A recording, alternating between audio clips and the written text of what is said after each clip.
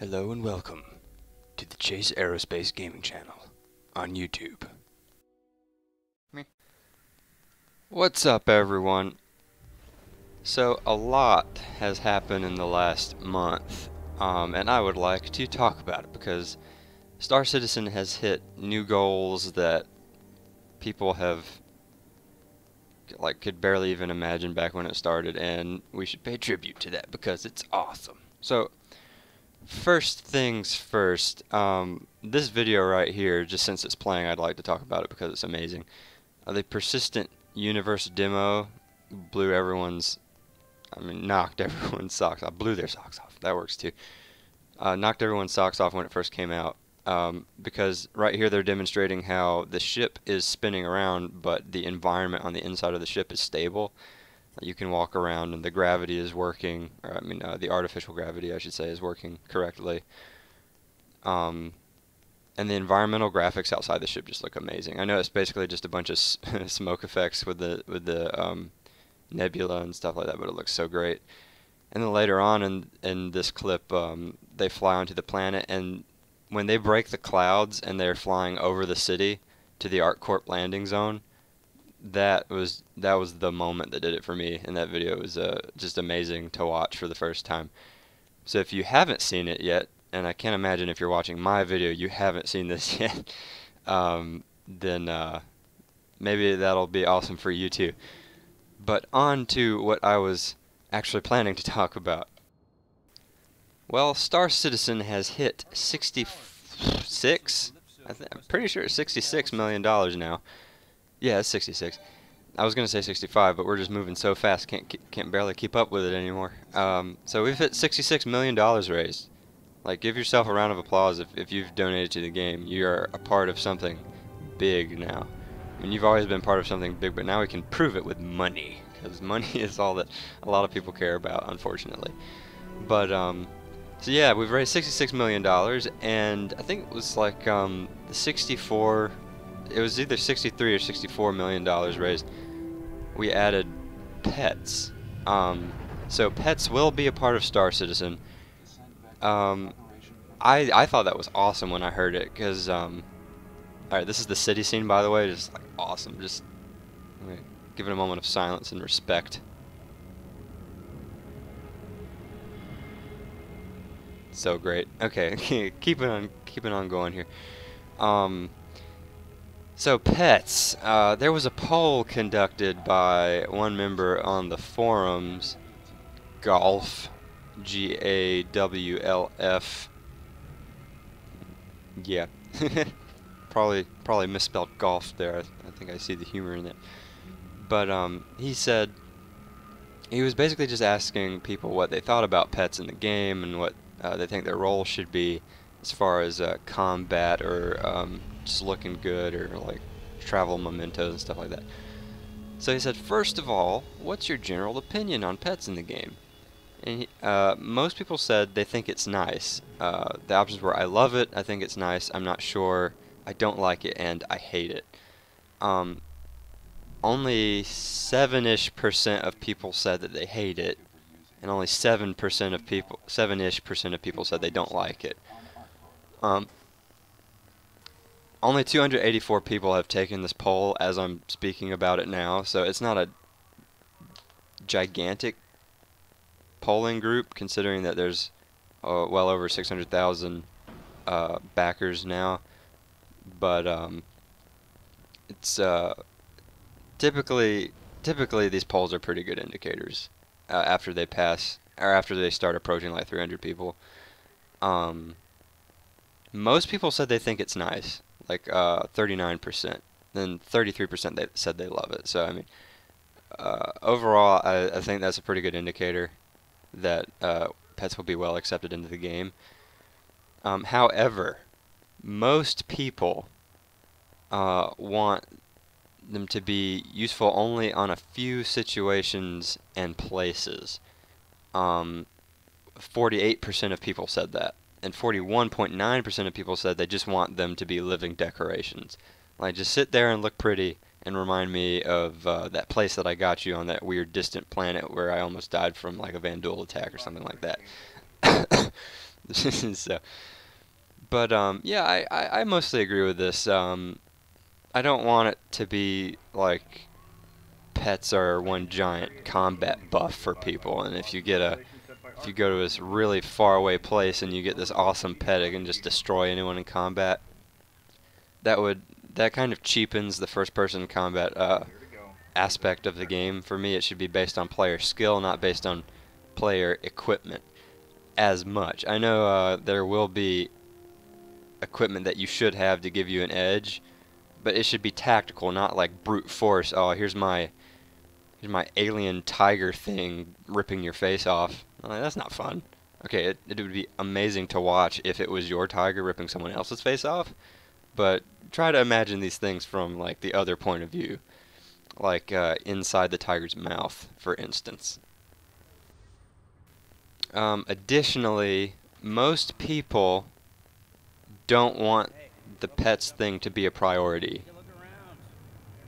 They want a little bit of the initial implementation to occur before launch, but they don't really want many resources dedicated to making it a thing prior to launch. So it's looking like about 40% want pets to at least be in the game, but not really do anything at the time of the PU launch, in 2016 sometime probably. And that is it for the pets. And you're like, thank goodness, that was a mouthful. But yeah, but it's awesome though.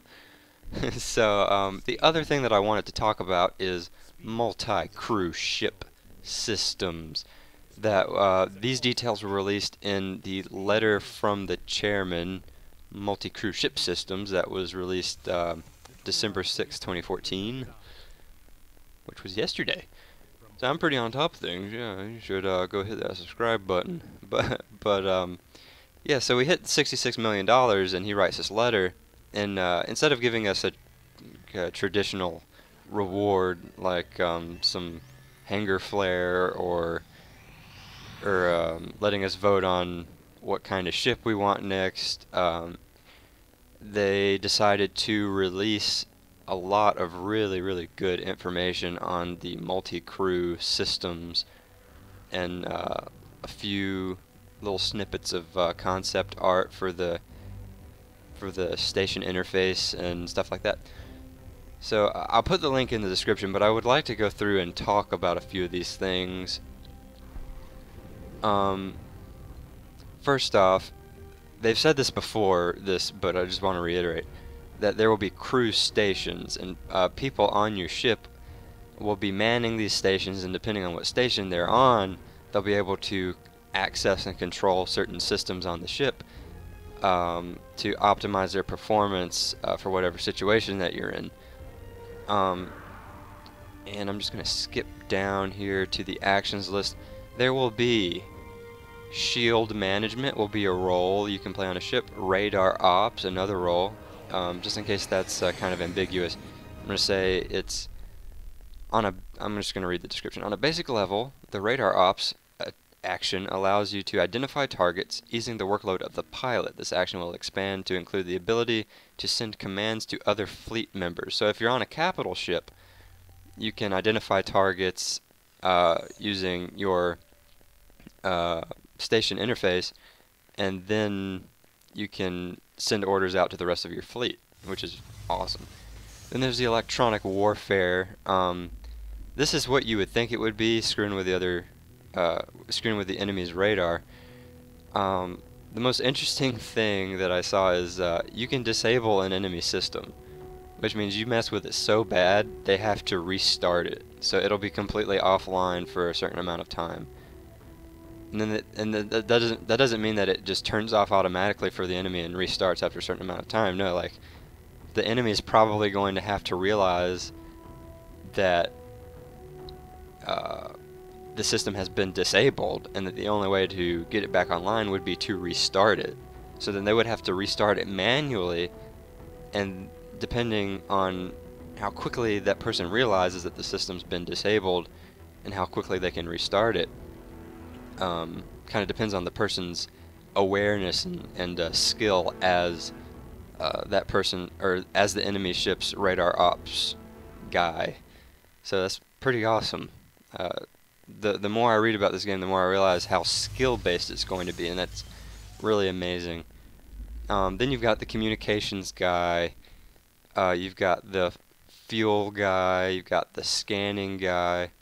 The information that appears on this action depends on what scanner array you have installed. So, I fail to see how that's different from radar ops.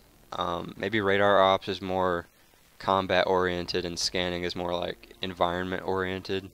Well, we'll see how that plays out. Avionics and CPU. This lets you tell the ship computer which things to concentrate on the most, like which to prioritize. It's like opening up your process manager on your computer and clicking on one of the things and saying, alright, keep doing everything else, but do this one faster than you have been doing it. So everything else kind of slows down a little bit, but then that one that you just told it to prioritize gets a little bit extra processing power, so it finishes quicker. This has the implications of shortening the time it takes to lock onto an enemy when you're trying to shoot a missile at him, or yeah, stuff like that. Then you've got the power management and the navigation. Navigation sounds cool.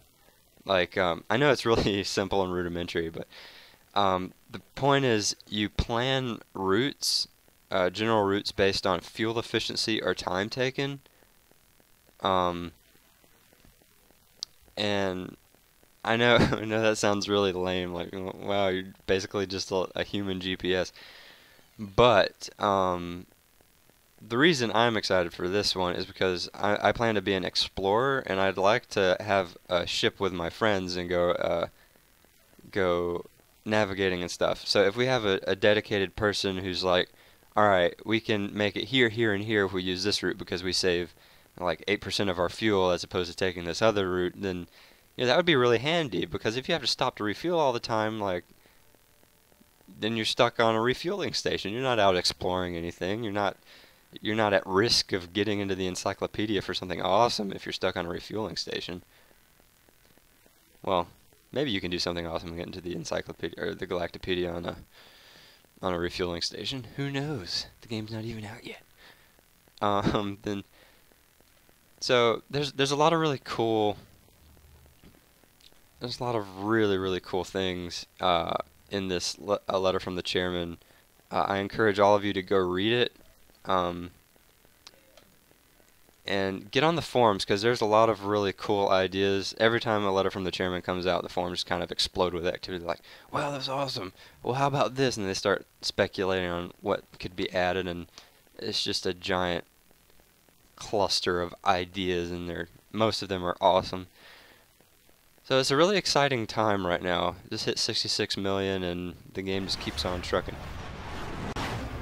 So, thank you for watching this video. If you found it informative or helpful at all, please hit the like button, because you know you liked it, and then hit the subscribe button if you'd like to encourage my channel and you want to see more videos like this, and you can even suggest what videos to make. I'm open to suggestions all the time.